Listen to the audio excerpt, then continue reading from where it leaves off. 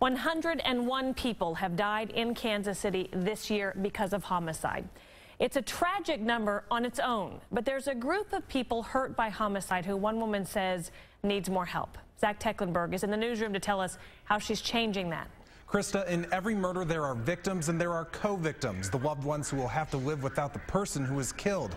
Now there's a new resource in Kansas City specifically aimed at helping the youngest co-victims.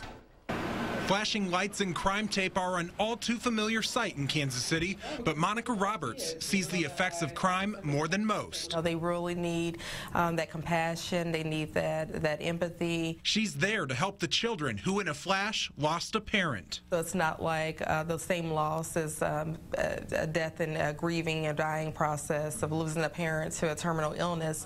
That's why Roberts formed the Healing Pathway Victims Service Agency. We do believe that the co-victims, which are the children of the homicide victims, are in need of very specialized form of services. Because most families have never lost someone so suddenly and violently, Roberts says her agency is there to point clients to the services they need and to watch over these children until age 18.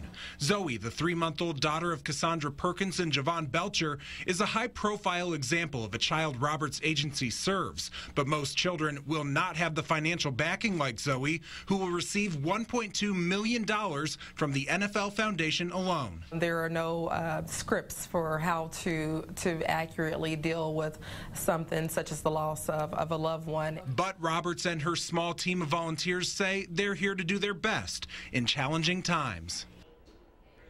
And it is a small team she's working with. The Healing Pathway Victims Service Agency is made up of a dozen unpaid volunteers. Like Roberts, they have a social work background, and already in their first year, they've served 35 different children.